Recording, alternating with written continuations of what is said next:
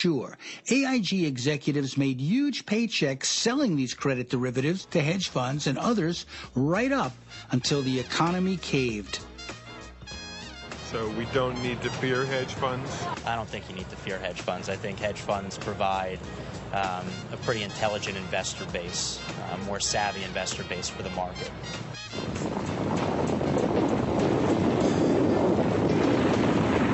I love subprime. It's my kind of place. Wall Street used to invest in the American economy in companies that used its money to produce goods and services. But then Wall Street became the American economy. Our financial system was re-engineered through what's been called financialization, with banks, credit cards, real estate, and insurance companies as the new power players. Capitalism has sort of gone off the rails. It's ceased to be capital. It's financialization. The fact that it's now all about speculation, the fact that it's about Ponzi schemes, the fact that it's about selling and buying paper from an economy of real goods, real commodities, and real services to a system where people were buying and selling money, buying and selling assets, buying and selling other firms, where no new value was created. Mo Sasserby says the whole system has gone predatory. I think we had a transition from what truly was a free market system to something now that is out of control and probably what I would define as a predatory system. Frequently markets that are manipulated for the end of maybe a few out there, few investors, mega investors. It's even that's very difficult to tell. We still don't know who in fact is making money while so many in fact are losing money on Wall Street right now. As Businessweek noted, what we're observing in all of its bizarreness is the ancient paradox of what happens when an irresistible force meets an immovable object. The irresistible force in this case is the U.S. economy. The immovable object is a wall of debt that now can't be paid back. We're in a position where the volume of debt, mortgage debt, corporate debt, personal debt, and even state and local debt is larger than the ability to pay. The rise of a credit-based economy fueled a growing disparity between rich and poor. Wealth was transferred from the middle class to the upper class. The middle class watched its savings literally drop to nothing, as every spare dollar went into paying off borrowed money. The upper class, meanwhile, figured out how to make money from money, or more accurately, how to sell their debt, a promise to pay in the future.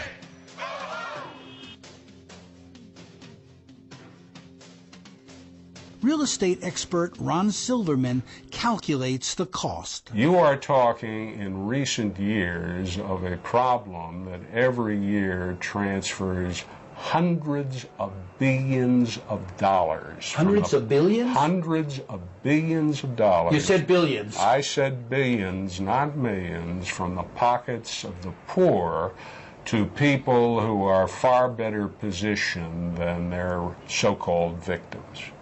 Ago, the upper 1% of the population owned 30% of America's returns to wealth, that is dividends, interest, and capital gains. 5 years ago, they'd raised their proportion from 37% to 57%, and today it's estimated that the upper 1% of America's population owns almost 70% of the returns to wealth. 70%? 70%. That's huge. Yes, it is. It's unprecedented. It's essentially, it makes America look like a third world banana republic. Angry homeowners marched down Park Avenue and into the lobby of Bear Stearns. Ironically, Bear Stearns was also in debt. The billions of dollars they received in the bailout did not go to the company's shareholders, but to those to whom they owed money. It was a deal that ultimately saved the creditors to Bear Stearns by forcing it into J.P. Morgan at the expense of equity holders. Michael Hudson points out that both the homeowners and corporate America are now in hock to the debt machine. Many corporations are effectively in negative equity, or in a technically insolvent position, headed by the financial sector, by the banks themselves. Is there any sympathy for the demonstrators in the building that day? I don't know if there's a lot of sympathy per se to their point of view. I mean, we were, you know, in a similar boat, so to speak. A similar boat, perhaps, but only one had life preservers. Look at the fact that the government now is funneling money to a major bank and saying, if you can do that with a bank, why not do it with strapped homeowners facing foreclosure as Democrats. Bail out working women and men who worked hard to buy their homes. That's who you need to bail out if there's any bailout to be had. As the crisis increases desperation on all sides, Hudson says Wall Street is waging war on Main Street in a battle for survival. We are seeing a class war in this country such as you've never seen in the entire history of the United States. A class war. A class war, except in this case, the class war isn't the kind of war that Marxists and socialists talked about. It's not between employers and employees, because employment's going to be shrinking. Half of Bear Stearns' 14,000 employees would eventually be laid off by J.P. Morgan Chase.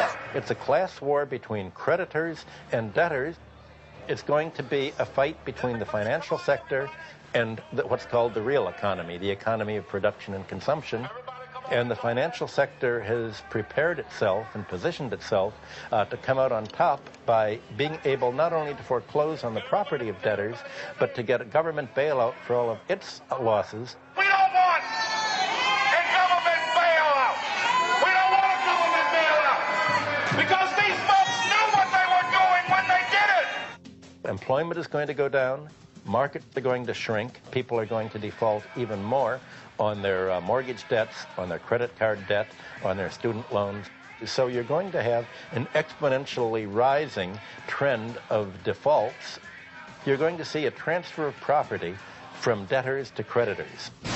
A depression? Not only a depression, but an economic polarization. It sounds bad. Yes, it's very bad.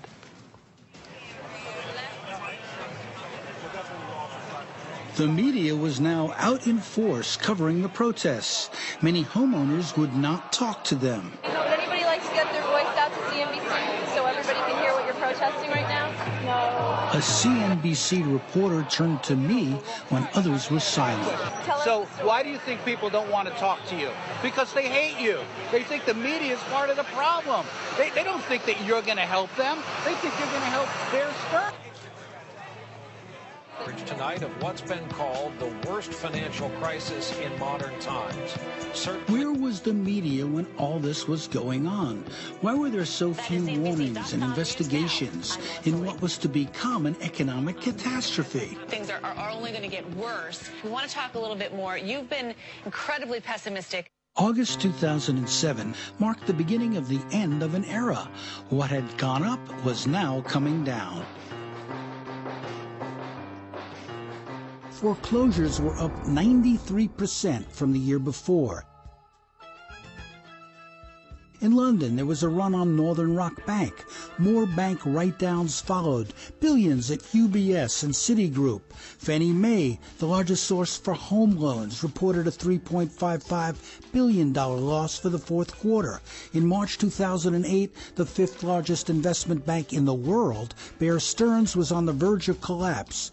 Many of the nation's most respected financial journalists were still getting it wrong. Get my money out of there. No, no, no.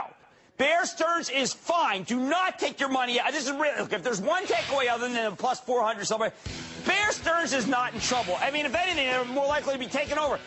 Don't move your money from Bear. That's just being silly. Don't be silly. The media was complicit, says Dean Starkman, a financial journalist now with the Columbia Journalism Review. The business press, former colleagues of mine, friends of mine, did not really recognize and understand what they were up against, how dramatically the world had changed, the lending industry had changed, things that you've kind of documented, how out of control Wall Street had become. And I think it's a real contributing factor to how we got to where we are today. Starkman even compares the journalists who cover Wall Street to reporters sent to Iraq. He said they too were embedded, but in the corporate culture. The the great panic of 2008 is the equivalent for the business media what the Iraq War was for the Washington Press Corps. This is the financial story of the last 70 years. So the parallel is fair. You could further extend the analogy a little bit to think about the idea, this concept of being embedded, that the press corps itself was sort of embedded within a particular narrative that has its origins on Wall Street. I don't think that analogy is out of whack at all. There was one more factor that few in the media covered because it was about the media, about the infusion of nearly $3 billion in advertising revenues from dodgy lenders and credit card companies between 2002, when the housing bubble took off, until its crash in 2007. Essentially, an entire industry became predatory. Predatory, like criminal? Yeah, deceptive marketing on a mass scale as a function of corporate policy. It started in America and is now everywhere. Some say the United States has infected the world with a kind of financial AIDS.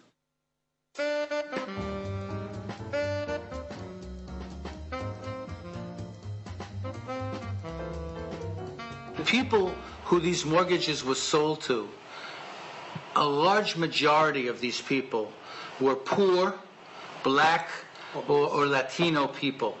In other words, this was targeting minorities especially. So this resulted in the biggest transfer of wealth from the poorest people in America to the richest institutions in the world. I think that the majority of people, they feel that this is a problem for, as you say, this is a banking problem, this is a stock market problem, these are investment problems. From the European side, it's interesting being here because, as the gentleman says, things are much more controlled here. When I got a bank loan to get my house, they really made sure I had the money. I think that America is heading for a really deep crisis of untold proportions. You have a deep ideological and cultural division. You're going to have, I don't see how they're going to avoid massive unemployment. You have extreme wealth and extreme poverty, and you have an armed population. That's not the case here. I think that what we're going to see in the United States, I hope I'm wrong, but I think the United States is heading towards an abyss. As the crisis worsened, politicians finally woke up to realize that the economy they had deregulated was imploding. Congress was finally being asked to act. Ironically, the pitch was made by a Republican, Treasury Secretary Henry Paulson, a former CEO of Goldman Sachs, in the years that firm made massive profits in housing securitization and speculation.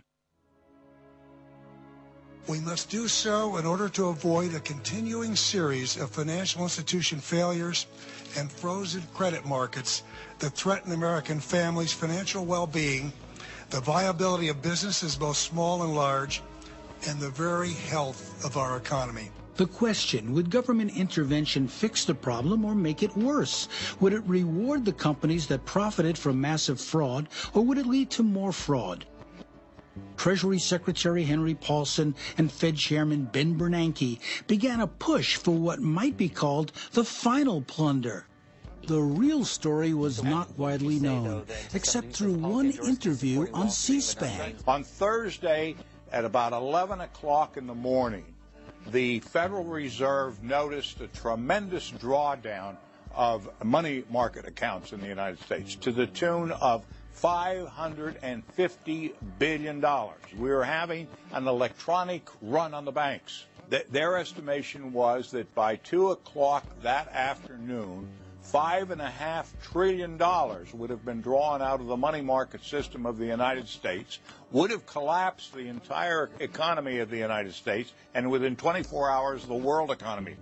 A shell-shocked Congress was given a 3-page plan. In essence, it gave Paulson total control to spend $700 billion.